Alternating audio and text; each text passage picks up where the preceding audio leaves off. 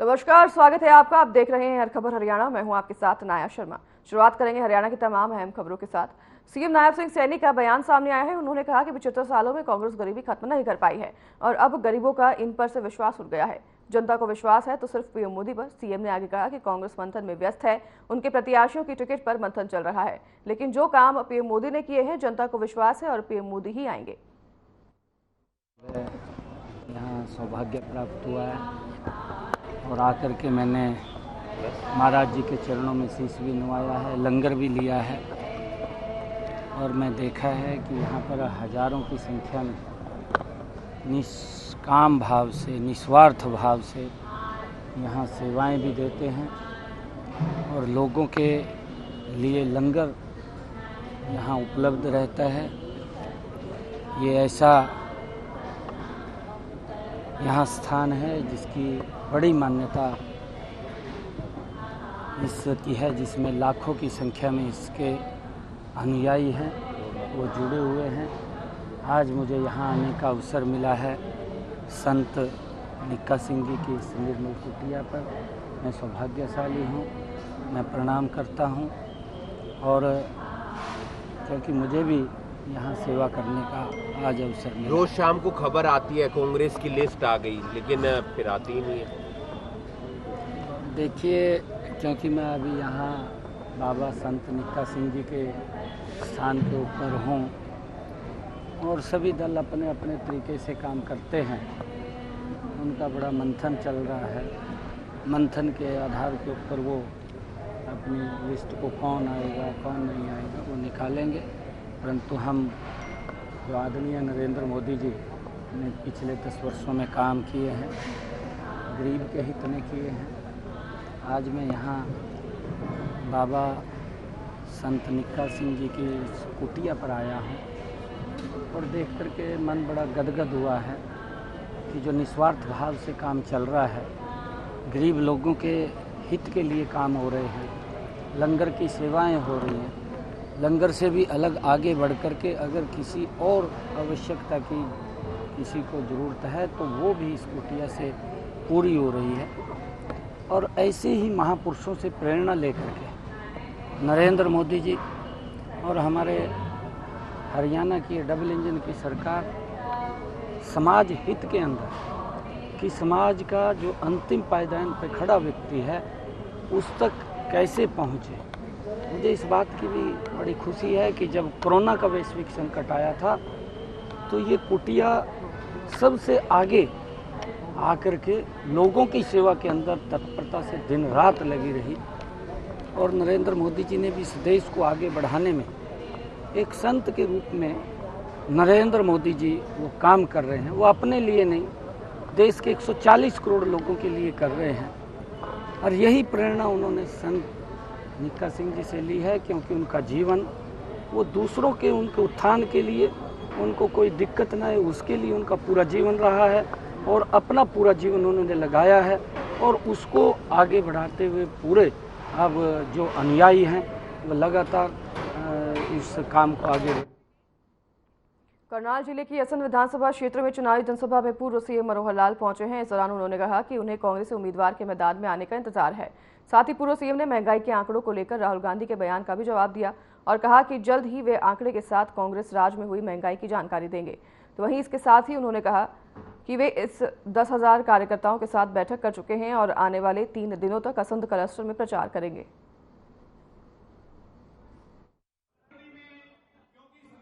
लोकसभा का चुनाव है तो इस लोकसभा के चुनाव के नाते पहला मेरा एक राउंड पूरा कार्यकर्ताओं के सम्मेलन के नाते हुआ था। लगभग 10,000 कार्यकर्ताओं से मेरा मिलना हुआ। आज उसका दूसरा राउंड है। क्लस्टर के हिसाब से जो शहरी क्लस्टर हैं उनमें 3 दिन की लगातार सभाएं चलेंगी। ये 10 सभाएं होंगी और इन 10 सभाओं में 3 दिन के बाद तीसरे राउंड में फिर अगले किसी रूप में जब मेरा मिलना जुलना होगा लोगों के साथ, आपसे फिर मिलना होगा। आज भी देखा है कितना बड़ा उत्साह, भारी उत्साह आम जनता में, यानी आम जनता भी ये कहने लग गई है कि इस सीट के ऊपर भारी मतों से विजय होगी। जेजेपी ने अपनी पहली सूची जारी कर दी है, जिसमें जेजेपी ने 5 प्रत्याशियों का ऐलान किया है।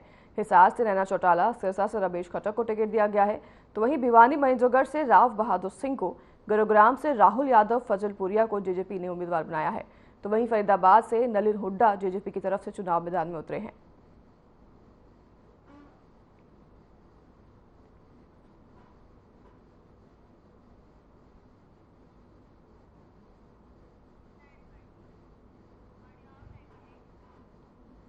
महेंद्रगढ़ के गांव उन्हानी के पास स्कूल बस दुर्घटना में जान गंवाने वाले बच्चों के घर पूर्व डिप्टी सीएम दुष्यंत चौटाला पहुंचे।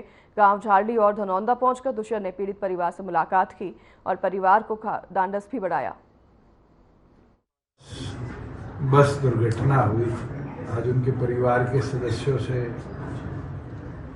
सांत्वना भी देकर आए हैं, मुलाकात भी करी है और एक चीज सामने निकल के आई है कि 6 महीने से निरंतर कंप्लेंट के बावजूद भी स्कूल प्रशासन ने ना तो ड्राइवर के विरुद्ध कार्रवाई करी, लापरवाही दिखाई और कहीं ना कहीं उस दिन का भी इंसिडेंट अब सीसीटीवी कैमरा से।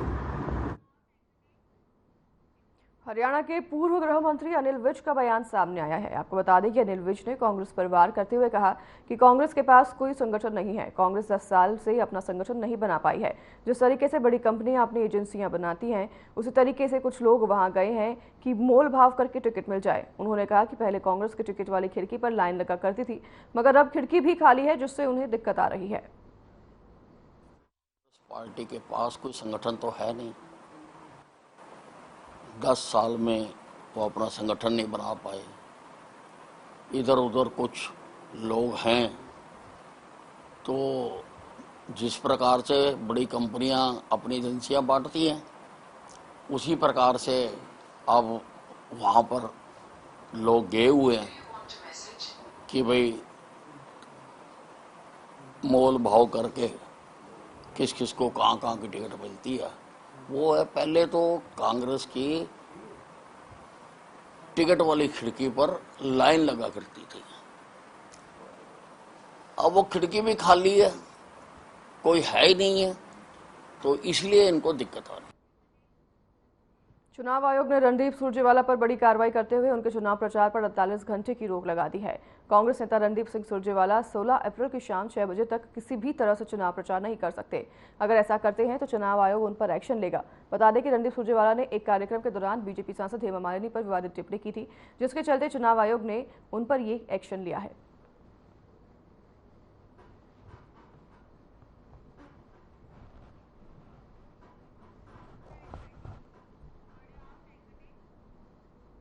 नूह में प्रशिक्षण कार्यशाला का आयोजन किया गया। बता दें कि डालसा के सभी पैनल अधिवक्ता, पुलिस, महिला शिक्षण अधिकारी, शक्ति वाहिनी और मीडिया के साथ सामुदायिक रेडियो मेवात FM 90.4 के माध्यम से महिलाओं को जागरूक किया गया।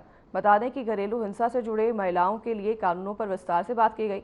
इस दौरान सोनाक्षी सिंह ने सभी को संबोधित करते हुए कहा कि यहाँ पर महिलाओं में साक्षरता दर कम होने के कारण महिलाओं को जागरूक करने की दिशा में काम करने की जरूरत है। इसके साथ ही महिलाओं के साथ हो रहे मानसिक और शारीरिक रूप से शोषण पर भी बातचीत हुई। जी देखिए, ये जो हम लोग ने हिंसा को रोक की वर्कशॉप हम लोगों ने आयोजित की है, वो हम लोगों ने रखी है मल्टी स्टेक होल्डर्स के लिए, जिसमें हमारे डालसा के लॉयर्स, हमारे पुलिस कर्मचारी जिसमें आईओज आए हैं, इन्वेस्टिगेशन ऑफिसर्स, हमारे प्रोटेक्शन ऑफिसर जो हमारे मधु जैन हैं, कुछ एनजीओ पार्टनर्स और मीडिया से हम लोग बुलाए हैं। और ये हम लोग डोमेस्टिक वायलेंस के मुद्दे पे हम लोग ये चर्चा करने के लिए बुलाया है हमने यहाँ पे। जी, तो क्या कुछ जानकारी इसमें दी गई है? तो इसमें हम लोगों ने ये जानकारी दी है कि कैसे पुलिस, डालसा और जितने भी स्टेक होल्डर्स हैं, कैसे एक साथ मिल के हम लोग आए और ये जो डीवी, जो डोमेस्टिक वायलेंस जो हमारे नूह में एक प्रॉब्लम है, उसको हम लोग कैसे कम कर सकते हैं या ख़त्म कैसे कर सकते हैं। झज्जर जिले के खरहर गांव के बेटे शिवांश ने एक बार फिर से कमाल कर दिया है। दूसरे प्रयास में एसटीएम बनने वाले शिवांश ने इस बार ऑल इंडिया में 63वां रैंक हासिल किया है और IAS बनने का अपना सपना पूरा कर लिया है। बता दें कि शिवांश बहादुरगढ़ के सेक्टर 6 में अपने माता पिता और बहन के साथ रहता है। शिवांश का कहना है कि सही दिशा में लगने से, मेहनत करने से हर लक्ष्य को हासिल किया जा सकता है।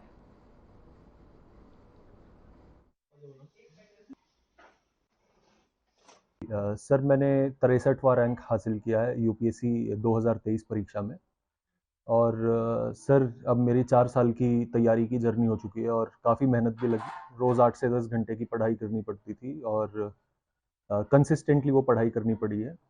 पर अब जब रैंक मिल गई है तो सारी पढ़ाई और सारी मेहनत जायज़ लगती है सर। देखिए प्रवीण जी, मैं बहुत खुशी है आज, इसकी 3-4 साल से ये लगा हुआ था, आज काफ़ी खुश है, पूरा परिवार खुश है। और मेहनत तो मेनली तो इसी ने की है, हमने तो सिर्फ इसको मोटिवेट किया है। जब जब इसको हमारी ज़रूरत फील हुई या जो भी हम कर सकते थे वो हमने करने की कोशिश की। इसको यही बताया कि भाई मेहनत कभी भी फल नहीं जाती, अपनी मेहनत में लगे रहो, परमात्मा सुनते हैं, मेहनत का फल मिलता है। और इसने मेहनत की, आज खुश हैं, सारा परिवार खुश है कि आज इसकी मेहनत सफल है। मैं बहुत खुश हूँ। मतलब बहुत सारे मोमेंट्स खैर ऐसे आते थे जब ये थोड़ा-सा डिमोरलाइज़ हो जाता था, तो मैं इसको यही समझाती थी कि बेटा आपका पार्ट ये है कि आपने मेहनत करनी है, उस पे फ़ोकस करो, बाकी जो भगवान की इच्छा है, तो बाकी जैसे गाइडेंस वगैरह भी लो कहीं से और जो बच्चे पहले से जैसे बने हुए हैं। यूपीएससी परीक्षा के परिणाम आने पर कैथल के हुड्डा सेक्टर में खुशी की लहर है। कैथल के शुभम सिंगल ने यूपीएससी परीक्षा में 420वां रैंक हासिल किया है। शुभम का कहना है कि वह प्राइवेट कंपनी में जॉब कर रहे थे, पर उनका लक्ष्य देश की सेवा करना था। वह चाहते थे कि जो भी सरकार द्वारा जन कल्याण के लिए लाभकारी योजनाएं बनाई जाती हैं, उनको अच्छे से लागू किया जाए। तो वहीं यही उद्देश्य है। इस परीक्षा को पास करने के लिए वह लगभग 7 घंटे पढ़ते थे और शुभम के माता पिता ने कहा कि वे काफ़ी खुश हैं, उन्हें अपने बेटे पर गर्व महसूस हो रहा है। तो वहीं लोग उन्हें बधाई देने आ रहे हैं।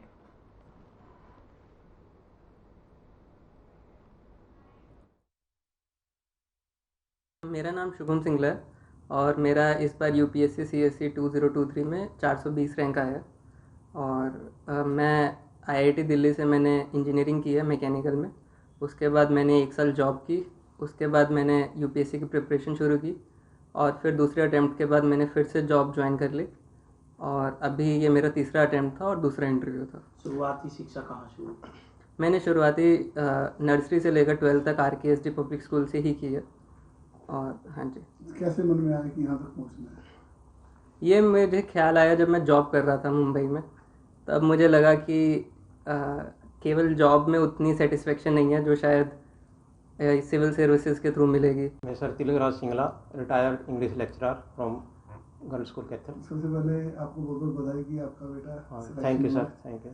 तो बताओ किस तरह का इसका नेचर है, कितनी तैयारी करता था, आप लोग कितना सहयोग करते थे? सर हमें तो बहुत अच्छा लगा, सबसे पहले तो बहुत खुशी हुई। बेटा नॉर्मली पढ़ता था, कोई ज़्यादा नहीं, साथ साथ में अब तो जॉब भी कर रहा था बल्कि, और नॉर्मली स्टडी करता था। ऐसा कोई टेंशन वाली बात नहीं, कुछ नहीं।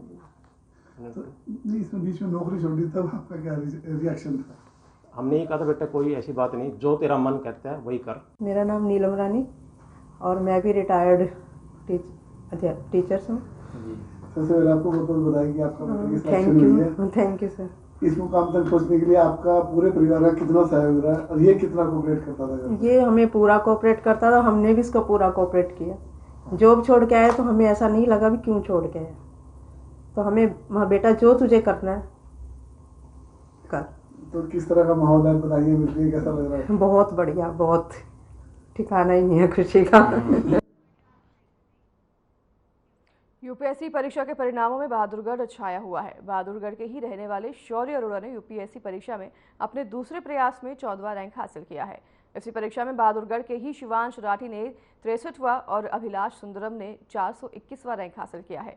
शौर्य अरोड़ा ने आईआईटी बॉम्बे से मैकेनिकल इंजीनियरिंग की हुई है। शौर्य का कहना है कि सही मार्गदर्शन में बिना कोचिंग के भी सफलता हासिल की जा सकती है। वहीं उनका ये कहना है कि उनकी सफलता में उसके घर पूरे परिवार का और सहयोग है और भावनात्मक साथ भी रहा है।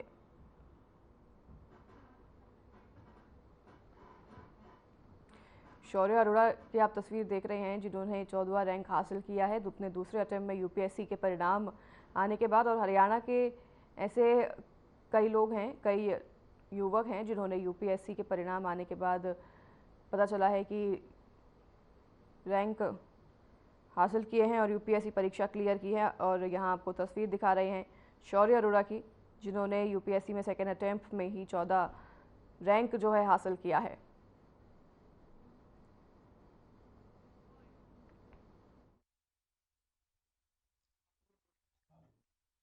नमस्ते, मेरा नाम शौर्य है। मैं 24 साल का हूँ। इस साल मेरी 14वीं रैंक आई है और मैं आईआईटी बॉम्बे से ग्रेजुएट हुआ हूँ 2022 में फ्रॉम मैकेनिकल इंजीनियरिंग। ये मेरा सेकेंड अटैम्प्ट था।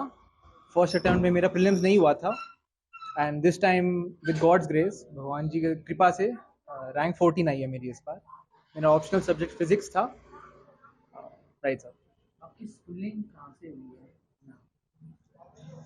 12वीं मैंने बाला विद्या मंदिर स्कूल से करा है, चेन्नई में। मेरी पापा के जॉब थे उस टाइम पर।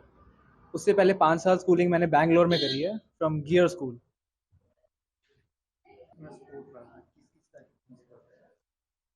घर वालों को बहुत बहुत ज़्यादा सपोर्ट रहा है। मम्मी पापा हमेशा सपोर्ट करते थे। बहुत बहुत अच्छा लग रहा है।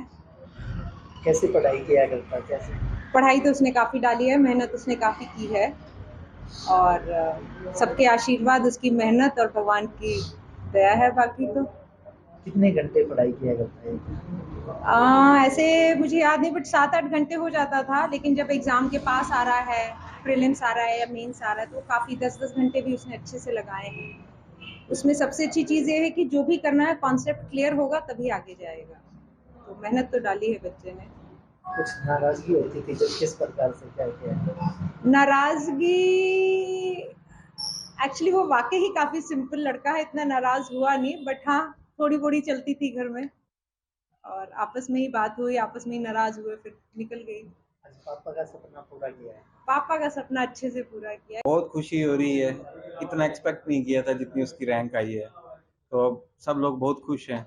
कैसे पढ़ाई किया करता था? पढ़ाई करता था, ये 6 से 8 घंटे पढ़ता था रोज। स्कूलिंग कैसी थी? स्कूलिंग भी अच्छी थी। ये शुरू से ही डेडिकेटेड पढ़ने वाला लड़का रहा है। शुरू से भी उसने 10वीं में 12वीं में अच्छे नंबर स्कोर किए। ये बताया सूर्य ने कि आपसे प्रेरणा लेके आपने भी 3-4 बार ट्राई किया यूपीएससी के लिए? हाँ, मैंने किया था, तो मेरा नहीं हुआ, तो इसको जोश आ गया कि मैं करता हूँ और इसने फिर करके दिखाया। पापा के सपने को पूरा कर दिया। हाँ, कर दिया इसने पापा का सपना।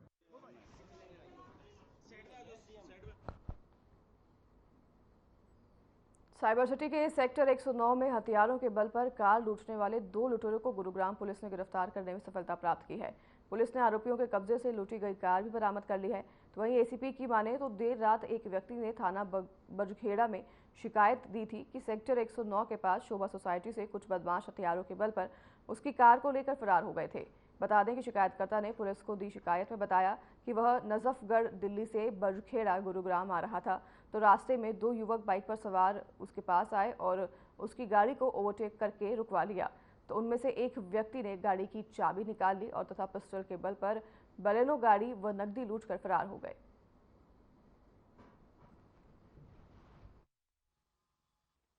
गुड़गांव के अंदर पुलिस स्टेशन बजगेड़ा के अंदर की एक वारदात है, जिसमें हथियारबंद 2 व्यक्ति विशेषों ने, जो आरोपी हैं, उन्होंने एक बलिनो चालक था एक, उसके साथ ये वारदात को अंजाम दिया। घटनाक्रम का विस्तृत जो संक्षिप्त विवरण इस प्रकार से है कि 14 और 15 की इंटरवीनिंग नाइट के आसपास, लगभग 10-11 बजे के आसपास इस घटनाक्रम को अंजाम दिया गया। जो मौका वारदात की जगह थी वो एक शोभा सिटी है, सेक्टर 109 109 पुलिस स्टेशन बजगेड़ा के अंतर्गत आता है। उस दौरान जो कंप्लेनेंट है, जो पीड़ित पक्ष है, वो जो पीड़ित है वो नजफगढ़ से दिल्ली नजफगढ़ से बजगेड़ा की तरफ आ रहा था। भिवानी में मूलभूत सुविधाओं का अभाव देखने को मिल रहा है। सीवरेज व्यवस्था ठप होने से घरों में पानी घुसा है, जिससे परेशान होकर महिलाओं का गुस्सा फूट गया है। वहीं गुस्साई महिलाओं ने गंदे पानी में खड़े होकर नारेबाजी की और मौके पर पहुंचे पब्लिक हेल्थ के अधिकारी ने कहा कि 1 सप्ताह में सभी समस्याओं को दुरुस्त किया जाएगा। वहीं क्षेत्रवासियों की माने तो ये लगभग 1 वर्ष से समस्या ज्यों की त्यों बनी हुई है। वहीं उन्हें आने जाने में काफ़ी दिक्कतों का सामना करना पड़ता है। उनका कहना था कि यहाँ आए दिन बाइक सवारों के साथ हादसे तो होते ही रहते हैं, साथ ही बीमारियां भी फैली हुई है। वहीं क्षेत्रवासियों का जीना दुभर हो चला है। उन्होंने कहा कि इसकी शिकायत कई दफ़ा की जा चुकी है, लेकिन समाधान नहीं हो पाया है।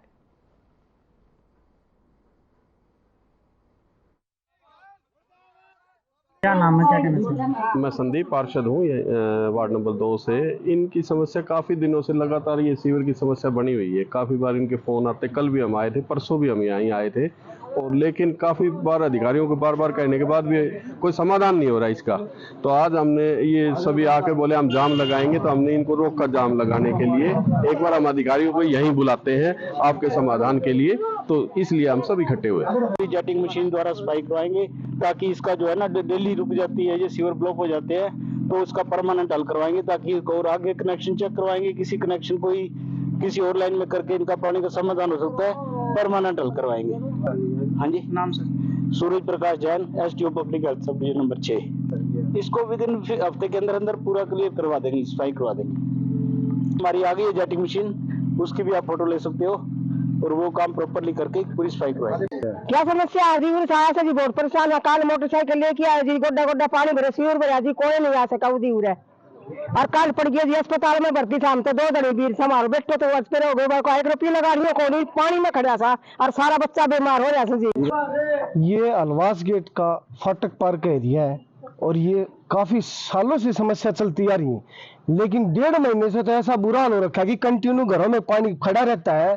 स्कूल के बच्चे, छोटे छोटे बुजुर्ग महिलाएं हैं, कहीं ना कहीं एक्सीडेंट भी होता है क्योंकि उनको पता नहीं चलता कि रास्ते पानी में क्या पत्थर पड़ा क्या कुछ है, क्योंकि स्थिति इतनी खराब है इस गली की कि यहाँ शुरू से लेकर आखिर तक वही स्थिति, बुरी हालत है इन गलियों की बुरी हालत है। हमने बार बार सिर्फ सीवरेज की समस्या का कारण है, सीवरेज की समस्या के लिए हमने एक्शन को, SDO को, JE को बार बार कह चुके हैं, लेकिन वो यहाँ काम करने की वजह देखने तक नहीं आते। कुरुक्षेत्र जिले के गांव सयाना सैयदा में गेहूं की फसल और फाने में अचानक से आग लग गई। देखते ही देखते आसपास के कई एकड़ गेहूं जलकर खाक हो गए। वहीं सूचना मिलते ही दमकल विभाग के कर्मी फायर ब्रिगेड की गाड़ियां लेकर मौके पर पहुंचे और कड़ी मशक्कत के बाद आग पर काबू पाया, लेकिन तब तक 7 एकड़ गेहूं की खड़ी फसल और 11 एकड़ गेहूं के फाने जलकर राख हो गए थे।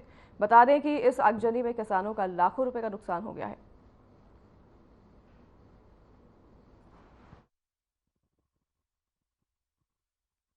तो क्या कुछ मामला पूरे?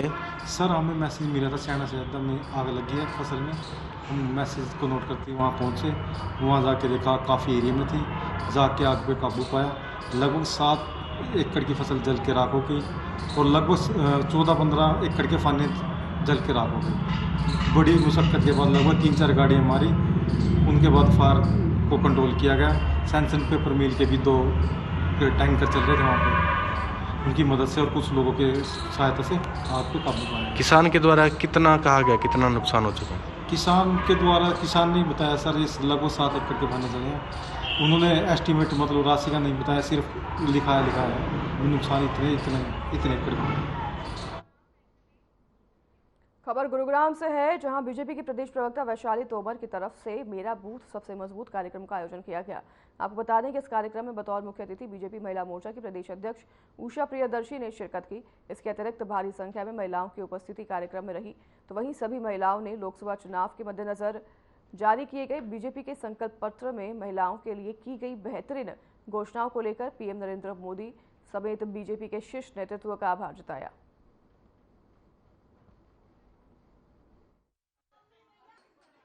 देश के यशस्वी प्रधानमंत्री नरेंद्र भाई मोदी जी की जो योजनाएं हैं जन कल्याण के लिए, जब 2014 में मोदी जी ने पहली बार शपथ ली थी और ये कहा था कि मेरी सरकार सिर्फ और सिर्फ गरीबों को समर्पित सरकार होगी, तो ऐसा देश के प्रधानमंत्री जी ने कहा ही नहीं, उसको साकार करके दिखाया। और आप सभी लोग जानते हो इस बात को कि कितनी ऐसी अनेकों योजनाएं इस देश को प्रधानमंत्री जी ने दी हैं, जिसका कारण है। और जहां तक मैं महिला शक्ति की बात करती हूं, क्योंकि नवरात्रे हैं, महिलाएं सब माँ दुर्गा का स्वरूप है, नारी शक्ति है।